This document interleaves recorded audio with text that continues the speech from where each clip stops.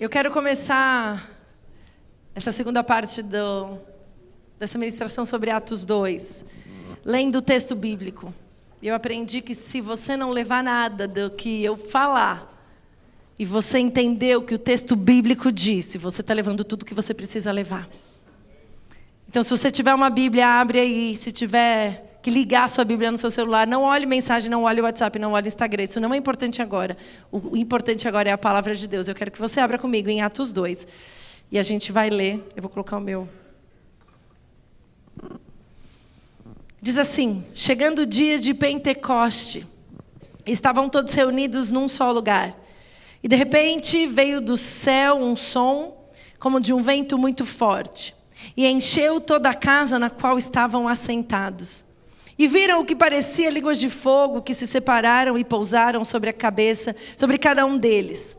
Todos ficaram cheios do Espírito Santo e começaram a falar em outras línguas, conforme o Espírito os capacitava. Havia em Jerusalém judeus tementes a Deus vindo de todas as nações do mundo. Ouvindo-se o som, ajuntou-se uma multidão que ficou perplexa, pois cada um os ouvia falar em sua própria língua. Atônitos e maravilhados, eles perguntavam: acaso não são galileus todos esses homens que estão falando? Então, como os ouvimos cada um de nós em nossa própria língua materna? Partos, medos e elamitas, habitantes da Mesopotâmia, Judéia e Capadócia, do Ponto e da província da Ásia, Frígia e Panfilia, Egito e das partes da Líbia próxima a Cirene, visitantes vindos de Roma, tanto judeus como convertidos ao judaísmo, cretenses e árabes, todos os ouvimos declarar as maravilhas de Deus em nossa própria língua. Atônitos e perplexos, todos perguntavam uns aos outros: o que significa isso? Alguns, todavia, zombavam deles e diziam: eles beberam vinho demais. Então Pedro levantou-se com os 11 e em alta voz dirigiu-se à multidão: homens da Judéia e todos os que vivem em Jerusalém, deixem-me explicar isso. Ouçam com atenção, esses homens não estão bêbados como vocês supõem. Ainda são 9 horas da manhã. Ao contrário, isso é o que foi predito pelo profeta Joel. Nos últimos dias, diz Deus, derramarei do meu espírito sobre todos os povos. E os seus filhos e as suas filhas profetizarão. Os jovens terão visões e os velhos terão sonhos. Sobre os meus servos e as minhas servas derramarei o meu espírito naqueles dias, e eles profetizarão. Mostrarei maravilhas em cima no céu e em sinais, embaixo na terra, sangue, fogo, nuvens de fumaça. O sol se tornará em trevas e a lua em sangue, antes que venha o grande e glorioso dia do Senhor. E todo aquele que invocar o nome do Senhor será salvo. Pedro continua a mensagem dele, e aí a gente vai pular para o versículo 37, que diz: quando ouviram isso, ficaram aflitos em seu coração e perguntaram a Pedro e aos outros apóstolos: irmãos, o que faremos? E Pedro respondeu: arrependam-se, e cada um de vocês seja batizado em nome de Jesus Cristo para perdão dos seus pecados, e receberão o dom do Espírito Santo. Pois a promessa é para vocês, para os seus filhos e para todos os que estão longe, para todos os quantos o Senhor, o nosso Deus, chamar. Com muitas outras palavras os advertia e insistia com eles: salvem-se dessa geração corrompida. Os que aceitaram a mensagem foram batizados e naquele dia houve um acréscimo de cerca de 3.000 pessoas. Eles se dedicavam ao ensino dos apóstolos e à comunhão, ao partir do pão e às orações, e todos estavam cheios de temor. E muitas maravilhas e sinais eram feitos pelos apóstolos. Os que criam mantinham-se unidos e tinham tudo em comum, vendendo suas propriedades e bens, distribuíam a cada um conforme a sua necessidade, todos os dias. Continuavam a reunir-se no pátio do templo, partiam pão em suas casas e juntos participavam das refeições com alegria e sinceridade de coração, louvando a Deus e tendo a simpatia de todo o povo. E o Senhor lhes acrescentava diariamente os que iam sendo salvos. Amém? Essa é a palavra de Deus. Esse é Atos 2. E aqui a gente vê o nascimento da igreja. Na outra semana eu compartilhei sobre isso, que o Espírito Santo era para todos. Todos, independente de onde tinham nascido, do sexo, do background, não era uma coisa elitista. A descida do Espírito Santo era para todos. Então, eu quero começar lembrando que ser cheio do Espírito Santo é para todos. O texto no versículo 17 diz: nos últimos dias, diz Deus, derramarei do meu Espírito sobre todos os povos. Ou seja, não há uma sessão separada na igreja. Esses aqui são cheios do Espírito. Naquela turma lá do fundo, eu cheio do Espírito. Aquele pedaço de lá que são cheios. Esse aqui é a sessão VIP, só dos cheios do Espírito. Se você reconheceu quem é Jesus, se você declara Jesus como Senhor e Salvador da sua vida, se você pertence a Jesus, se você nasceu de novo, essa unção está derramada sobre você. Ser cheio do Espírito é para todos aqueles que pertencem a Jesus, que nasceram de novo. Não tem uma sessão especial. É tão lindo, porque o texto garante, ele vai sendo específico, os seus filhos e suas filhas. Os jovens e os velhos, os servos e as servas. Ou seja, não tem divisão para ser cheio do Espírito Santo. E a gente vê que, ok, Érica, é muito legal isso tudo, mas veio uma pergunta na minha mente: por que muita gente não vive uma vida cheia do Espírito Santo? Porque a gente vê muita gente que se declara cristão. Quanta gente se declara cristão hoje? Quanta gente na nossa sociedade. Outro dia eu brinquei com alguém e eu falei que quando muitas pessoas viajam do Brasil para cá e ela fica crente de lá para cá. Não, eu sou crente, eu vou na igreja, mas você realmente tem vivido uma vida cheia do Espírito Santo? E eu amo o corpo de Cristo. Dá para ver, né? Eu estava aqui quando eu vi essa igreja desse jeito, eu falei: Jesus amado, eu queria que você pudesse ver essa igreja adorando Espírito, Espírito, que desce como fogo. Eu dei uns pulinhos, mas a vontade era pular muito. Eu amo o corpo de Cristo porque a igreja de Jesus, ela é feita com o mover do corpo. E quando acabou o primeiro culto, uma das pessoas veio conversar comigo e ele falou assim: Érica, você falou uma coisa que eu quero dividir com você. E eu vou compartilhar um pouco do que ele dividiu comigo. Porque quando a gente canta Espírito que desce como fogo, vem como Pentecoste e me enche. O que eu falei na semana passada era como uma chuva. Eu contei o exemplo de uma vez que eu estava no shopping, saí correndo, larguei o meu fone, caiu no chão. Se você quer ouvir a história inteira, você vai ter que voltar lá, 2 vídeos atrás, do YouTube. E naquele momento eu falei: eu preciso voltar para pegar aquilo que me faltava. E eu não fui com um guarda-chuva, e eu fui andando calmamente para pegar. E eu fiquei empapada, bem molhada. O que acontece é que o Espírito Santo, a gente orou, que ele desça como fogo. Mas por que algumas pessoas não são cheias? Eu trouxe meu ajudante, que é o guarda-chuva da Mary Poppins. E, gente, eu sou dessas, que assisto musical, ainda tem um guarda-chuva que parece. De novo ele vai fazer isso. E para você que ficou com medo, nós somos cristãos. Cristãos não acreditam em superstições. Então não tem nenhum problema eu abrir um guarda-chuva no lugar fechado. Tá? Não dá nada ruim. By the way. Tá? Não dá. Por que tem muita gente que não está cheio, não vive uma vida cheia do Espírito Santo? E o que esse irmão compartilhou comigo foi incrível. Porque ele falou assim: Érica, quem está com o guarda-chuva já saiu de casa. Eu falei: é verdade. Ele falou assim: quem está do guarda-chuva já teve coragem de ir lá fora quando está chovendo. E talvez está sendo molhado, porque molha, né? Mesmo com guarda-chuva, molha o pé, respinga. Isso foi ele que falou, gente. É que eu não vou dar autoria para ele não ficar sem graça. Só que a pessoa vai se resguardando para não ficar molhado demais. É bom, né? Tomar uns queimadinhos assim. Aí você vem aqui no culto. A gente tem um momento pedindo para que o Espírito Santo nos enche. Você fala: nossa, encheu meu irmão aqui do lado. Eu fiquei tão feliz de ver ele ali. Mas isso não é para mim, não. Isso não é para mim, não. E tem alguns guarda-chuvas. O primeiro guarda-chuva é a pressa. Não tenho tempo para Deus, não. Tenho tempo para esse negócio de ficar buscando o Espírito Santo, não.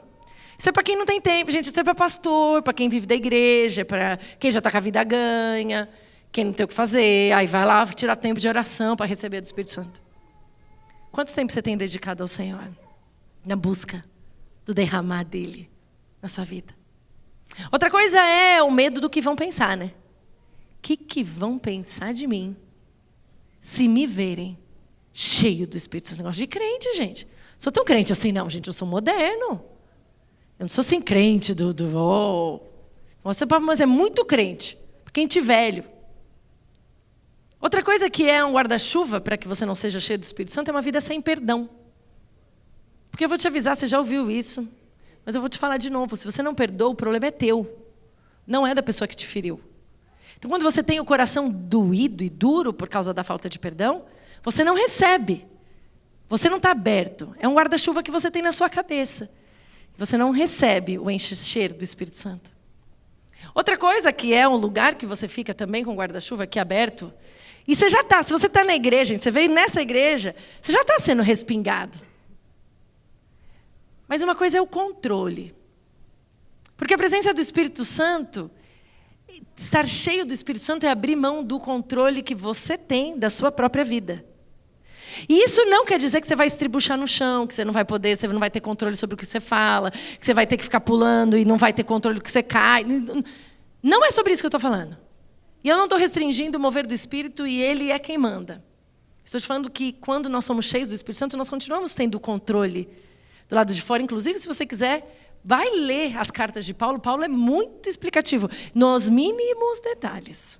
Como que a igreja tem que se comportar com o enchimento do Espírito Santo. Agora, sabe qual que é o maior problema? Não é sobre a manifestação, a evidência. O maior problema do controle, que te impede de ser cheio, é porque quem vai mandar não é mais você. Agora você vai ter que obedecer o que o Espírito te diz. Porque ser cheio do Espírito Santo não é parecer crente. E eu falei isso da outra vez. Ser cheio do Espírito Santo não é você ter uma manifestação pública do que é ser cheio. É falar, agora quem manda sou eu, quem faz sou eu, você vai falar só o que eu quiser e eu ainda vou te corrigir rápido. Quando você é cheio do Espírito Santo, uma das proteções que você tem é porque você fala assim, mas eu vou ter que abrir mão daquele relacionamento. É um relacionamento impróprio. Ah, não, vou ficar aqui, não preciso ser tão cheio do Espírito Santo. Aquela amizade, aquele relacionamento fora do que eu deveria estar, e eu sei, você sabe, é um guarda-chuva para você não ser cheio. Respinga. Você fica até felizinho, mas não muda. Religiosidade. Ah, não, isso é para aquele tipo de crente. Para mim, não. Eu sou uma pessoa que sou inteligente, eu uso meu cérebro. E sabe o que acontece? Vai vivendo uma vida de respingo. Mas não vive uma vida cheia do Espírito. Marjorie Thompson falou assim, a única coisa que pode nos separar do amor de Deus em Cristo é a nossa própria relutância em receber o presente. O dom do Espírito Santo, o enchimento do Espírito Santo é um presente que Ele te dá. Quer? Ah, não. Não quero. Não, tá bom, tá ótimo. Olha, estou com sede. Não, tá bom, não vou tomar tudo, não. Vou tomar não é para mim, não. Deve ser outra pessoa. Já viu aquela pessoa que recebe, que você vai dar um presente e fala, não precisava. Não vai, porque se incomodou. E as pessoas estão falando isso com Cristo. Ele falou assim, eu vou e eu tenho que ir para que o Espírito venha. Eu vou porque a minha presença física vocês têm agora, mas é necessário que eu vou para aquele que vai fazer outras coisas venha, vocês vão ser abençoados, vai ser diferente para você. Você fala, não, isso não é para mim não é. Eu estou cheio de restrições, eu estou cheio de guarda-chuvas. E a maior questão é que ser cheio do Espírito Santo é sobre gerar uma resposta radical. É se molhar. Porque o dom do Espírito Santo foi prometido para nós.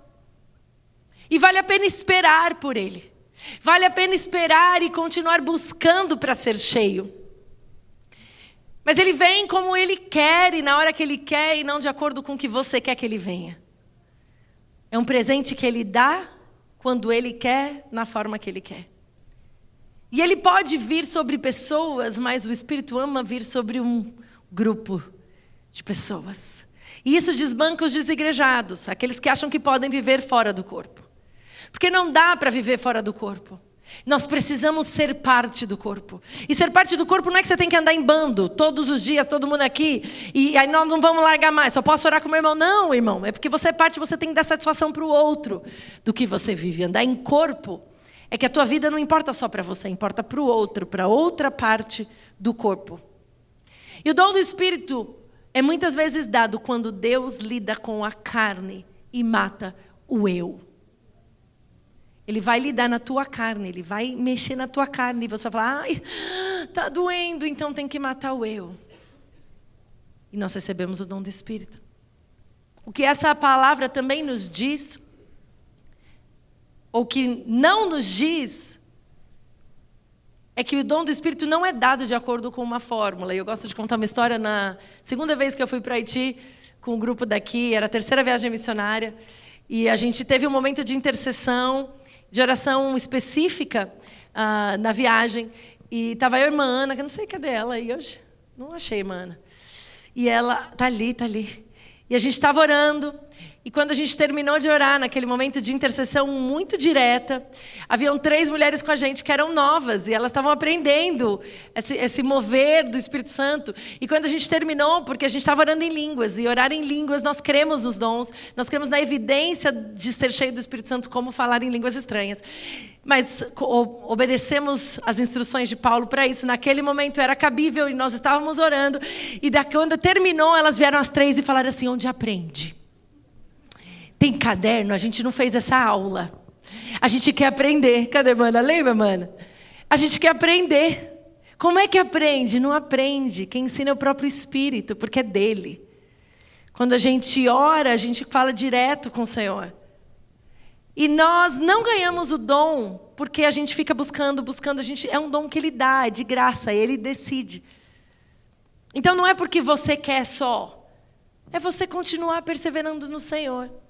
Agora, o que você precisa entender é que o movimento do Espírito Santo não é algo místico, para que você se sinta bem espiritual.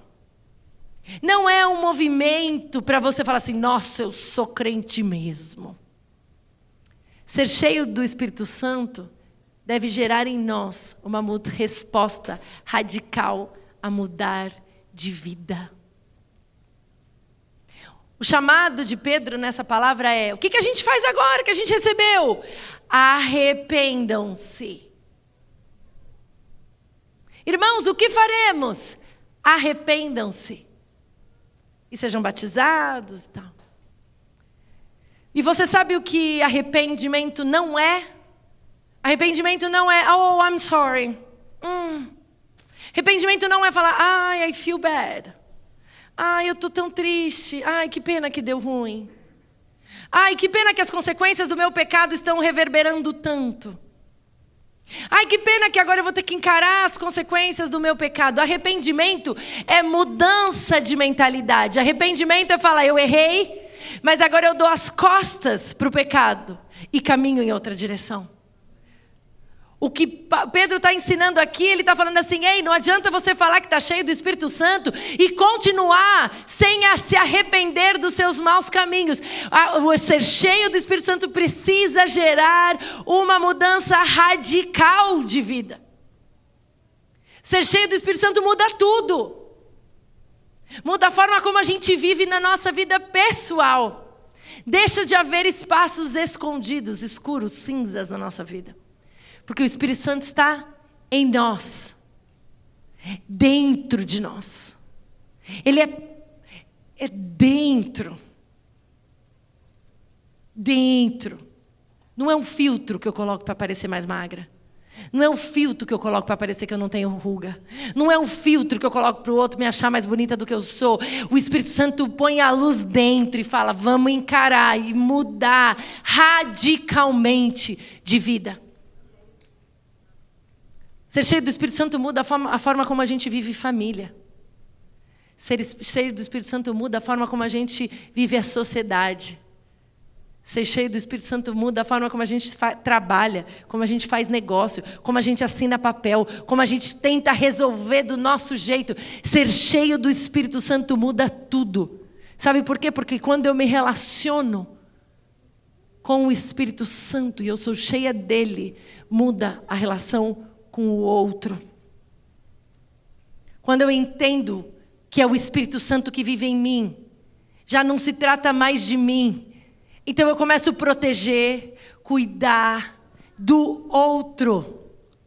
Eu não estou preocupada em satisfazer a vontade do outro, mas eu estou preocupada em não prejudicar o outro, não falar mal do outro, não fofocar sobre o outro, não gerar conflitos desnecessários. Quando eu estou cheio do Espírito Santo, eu me relaciono diretamente com Deus que está em mim, mas eu gero frutos de transformação radical no meu relacionamento com o outro. Ser cheio do Espírito Santo não é uma experiência mística de espiritualidade pública, mas uma transformação profunda, interna, que gera vida e que comunica as maravilhas de Deus para que o mundo entenda. Vamos de novo? Ser cheio do Espírito Santo não é uma experiência mística de espiritualidade pública. Tem muita gente que quer ser cheio do Espírito Santo para poder falar em línguas, ter um movimento público. Uau! Aliás, a Bíblia, a mensagem, fala muito sobre a religião de espetáculo. A gente precisa tomar tanto cuidado com isso. No mundo que valoriza o que se vê, mas não o que se é, de verdade, nós vamos tomar cuidado com isso. Ser cheio do Espírito Santo tem que ser uma transformação profunda, interna, que gera uma vida que comunica as maravilhas de Deus para que o mundo entenda. As pessoas estão vindo de mundo inteiro. A gente falou que esse tempo do Pentecoste era o lugar onde eles recebiam mais visitas. Visitas do mundo, da região toda. O tempo era bom, o clima era bom, estava todo mundo lá. E sabe o que eles falam? Nós os ouvimos declarar as maravilhas de Deus à nossa própria língua. O que as pessoas que convivem com você estão sabendo sobre as maravilhas de Deus? Não adianta dizer que é cheio do Espírito Santo e continuar falando mal do outro. Não adianta dizer que é cheio do Espírito Santo e continuar criticando o outro. Não adianta dizer que é cheio do Espírito Santo e continuar murmurando, fazendo negócio mal feito, comentando pelas beiradas. Pessoas cheias do Espírito Santo vivem uma vida radicalmente transformada. Do lado de fora, lá no mundo, quando ninguém está te vendo, as pessoas vão ver as maravilhas de Deus do que você viveu na sua vida secreta. Ser cheio do Espírito Santo gerou uma comunidade viva. E a partir do versículo 42, a gente lê assim: eles se dedicavam. E dedicação fala sobre uma fidelidade constante e obstinada, ou seja, de um jeito só. Eu vou me dedicar a isso. A que você tem dedicado a sua vida? Para viver uma vida cheia do Espírito Santo, tem que gerar esse fruto de dedicação. Dedicação a quê? Ao ensino dos apóstolos. À palavra. Quanto tempo você tem gasto da sua vida na leitura da palavra? E não é só para ler provérbios, tá? Não é só para ler o que te agrada. É para você ler a Bíblia inteira. O Antigo Testamento é escritura. Jesus garantiu isso, os apóstolos garantiram isso, os pais da igreja garantiram isso, a Bíblia inteira. Para um corpo inteiro saudável. A que você se dedica conscientemente, constantemente. A comunhão é koinonia. É sobre viver junto, partilhar o pão. É sobre relacionamento próximo. Deixa eu te falar. Nessa igreja a gente vai insistir e vamos insistir de novo para você ter um pequeno grupo. Para você ser parte de um tempo de vida que é o TDV, que é o nosso pequeno grupo de famílias. Se você é mulher, você vai participar do Vida Coffee. Se você é homem, você vai participar do Vida Man. Porque tem que andar junto. Tem que ter comunhão. Tem que... Ferro que afia ferro, irmão. Tem que ter dia que você vai falar, não queria olhar para a cara dela. E vai olhar, porque o Senhor está trabalhando na sua vida, através da vida dela e dela na sua vida. Esse negócio de entrar na igreja sem conhecer ninguém, sair da igreja conhecer ninguém, é espiritualidade vazia, é de espetáculo, para você mesmo e para os outros acharem que você está indo na igreja. Isso não é o que a igreja que nasceu aqui estava vivendo. O partir do pão e as orações. Partir do pão é sobre o que é necessário para manter a vida. E o que é necessário para manter vida? Comida. Mas não só de pão viverá o homem. Eles se preocupavam em compartilhar a vida um com o outro. Em compartilhar as maravilhas de Deus, em contar as bênçãos. Eu vou dar uma de crente velha aqui. Lembra?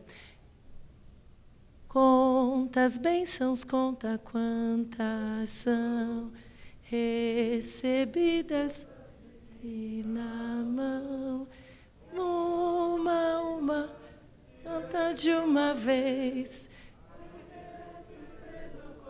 Deus já fez. É que tem os batistas do cantor cristão e tem os assembleianos da harpa aqui.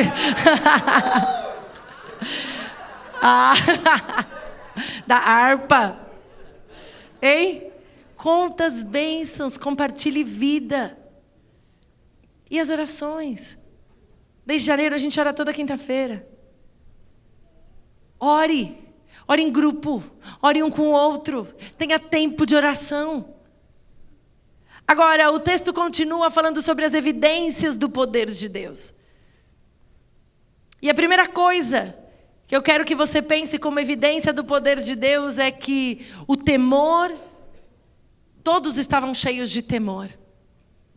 Temor não é medo, temor é reverência, é respeito. Quando eu respeito alguém, eu me comporto de acordo com a pessoa que eu estou na presença. Quem aqui já foi numa qualquer situação, eu vou usar uma coisa que é meio comum para todo mundo aqui. Você pode não ter ido, mas provavelmente você não foi, ou talvez não foi, nunca à frente de um juiz comum. Todo mundo que entra aqui, quando você chegou nesse país, você entrou e teve que falar com a gente de imigração. Sim ou não? Gente, você quase não se mexe. Você fala, não vou falar nada demais. Eu fui instruída a falar o menos possível. Então você responde só o que ele pergunta. Você não... Oi? Por favor. Não conte história. Quando você está na frente de alguém que você respeita, você se comporta do jeito certo, você pensa no que você está vivendo. Quanta gente vivendo sem o temor de Deus, esquecendo que o Espírito Santo está dentro de você. Muitas vezes ele já não está mais, porque já saiu.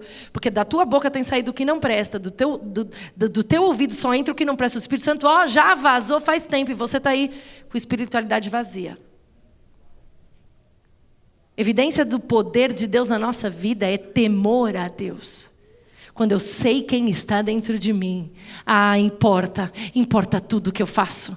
Importa o que eu falo, importa o que eu ouço, importa com quem eu me relaciono, importa inclusive como eu cuido do meu corpo. Porque meu corpo é templo do Espírito Santo. Uma das situações que eu vivi pessoalmente foi que eu vivia várias disciplinas espirituais, mas cuidar do meu corpo não era uma das coisas, porque eu precisava agradar as pessoas e comer tudo que elas me ofereciam. Até que o Espírito Santo falou para mim, é bonito, né? Mas o meu templo você abandonou. Cuidar do templo do Espírito Santo é parte de estar cheio do Espírito Santo. É uma das evidências. Porque você se incomoda, Ele quer viver e quer que você tenha vida longa. Aleluia. Amém.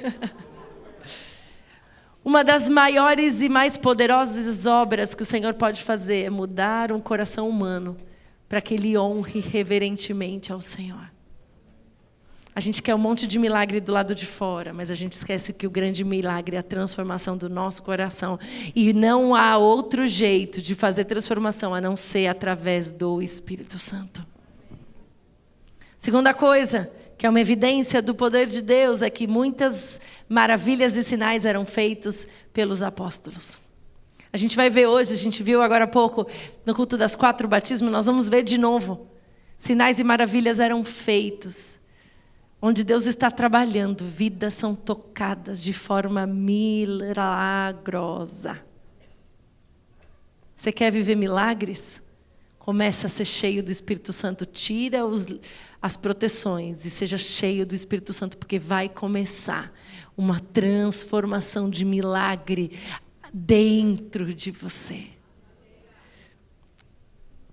Versículo 44. Os que criam mantinham-se unidos e tinham tudo em comum, vendendo suas propriedades e bens, distribuíam a cada um conforme a sua necessidade. E por mais que você possa achar estranho e você achar que isso aqui tem uma veia de comunismo, tudo era de todo mundo, vamos vender tudo, vamos dividir tudo. Isso não é a realidade. Sabe o que esse texto diz aqui?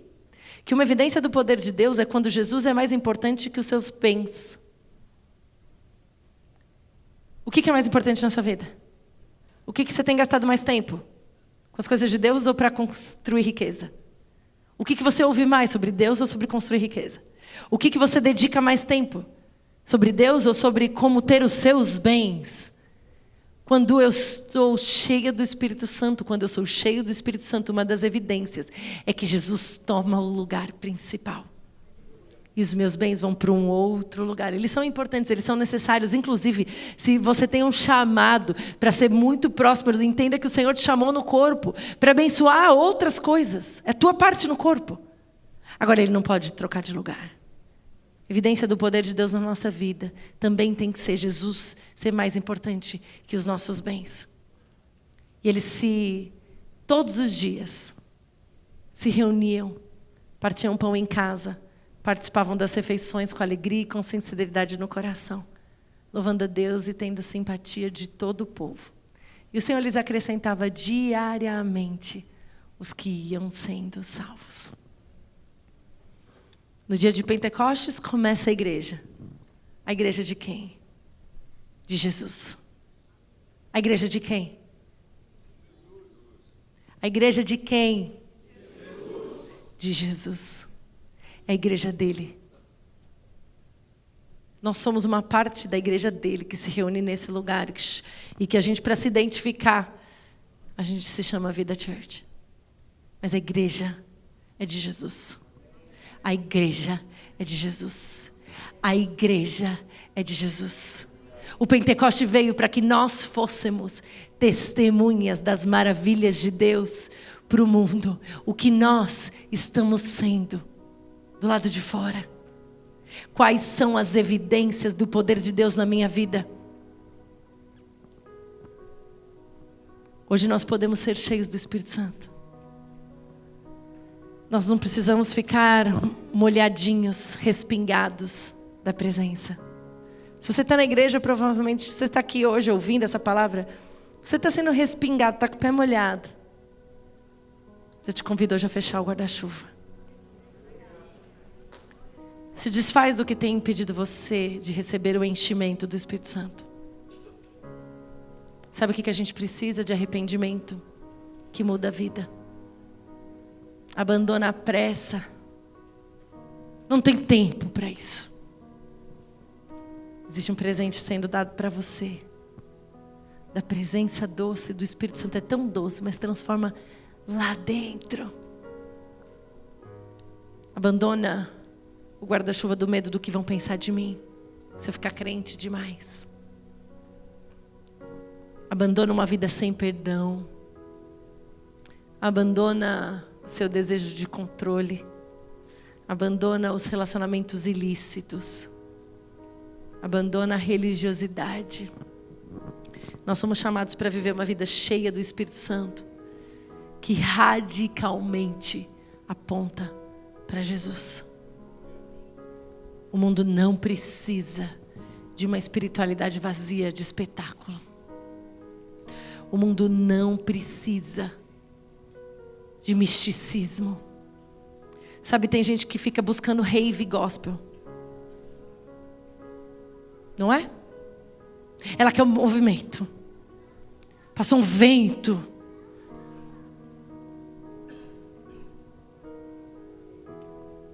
Quando você saiu dali, sua vida foi radicalmente transformada. Quando você saiu dali, as suas palavras foram completamente transformadas. Quando você saiu dali, você parou de fazer coisa ilícita. O mundo não precisa disso. O Senhor não morreu na cruz, não ressuscitou e não foi para deixar o Espírito Santo para você mandar ele embora da sua casa, da sua vida.